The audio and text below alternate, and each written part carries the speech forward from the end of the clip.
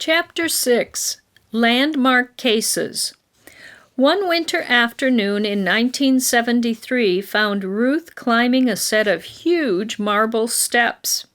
Ahead of her towered 16 white marble columns. Carved above the columns was a famous phrase, "Equal justice under law." This was the Supreme Court building in Washington, D.C., and Ruth was going inside to argue her first case there. She wore her mother's circle pin. Thinking of Celia gave her courage. Still, she felt terribly nervous. She hadn't dared to eat lunch for fear of being sick. A hush fell over the court when it was time to begin. Everyone rose as the 9 justices, all men, dressed in long black robes, walked in. Could Ruth convince them of her case? Her client was Sharon Frontiero, an officer in the U.S. Air Force. Male officers received benefits for their wives, such as payments for housing and medical care. However, the Air Force would not give Frontiero's husband the same benefits. Why? Simply because the lieutenant was female. Ruth's voice wobbled a bit when she first addressed the justices, but it grew steady and firm as she launched into her argument. Ruth told the court that women, not just men, were now breadwinners. A woman's paycheck and benefits were just as important as a man's. It was time for the law to catch up to society. Usually the justices interrupted lawyers with questions. This time, the bench stayed quiet. The justices were glued to her, said a lawyer who was present. I don't think they were expecting the sheer force of her argument. Ruth ended with a quotation. The words were spoken way back in 1837 by a woman named Sarah Grimke. The quote showed how long American women had fought for equality. I ask no favor for my sex. All I ask of our brethren is that they take their feet off our necks. Ruth's argument convinced the court and won the case for Sharon Frontiero. The victory was important for every woman in the United States. From then on, U.S. military forces had to give all women, not just Frontiero, the same benefits as men.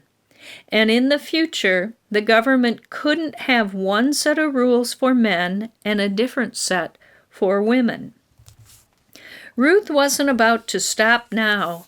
She searched for other cases to bring to the Supreme Court.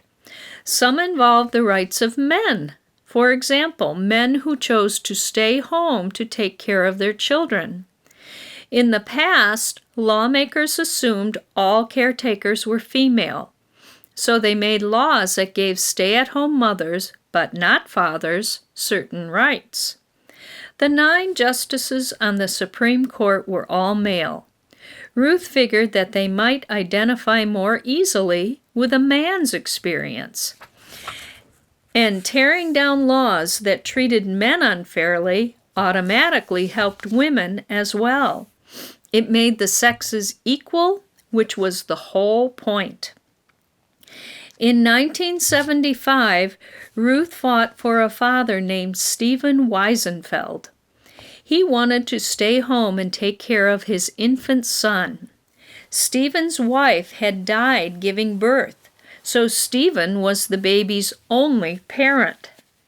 The U.S. government said that if a woman lost her husband and stayed home to take care of the family, the government would pay her certain benefits. Yet the government refused to pay Stephen the same benefits. At the Supreme Court hearing, Ruth sat Stephen right beside her. Again, Ruth argued a powerful case. She showed how laws based on gender hurt everyone, men, women, and children. Several months passed before the court announced their decision. Ruth heard the verdict on the car radio while driving to school. By this time, she was teaching law at Columbia University. It was a unanimous victory. Ruth talked about the excitement she felt.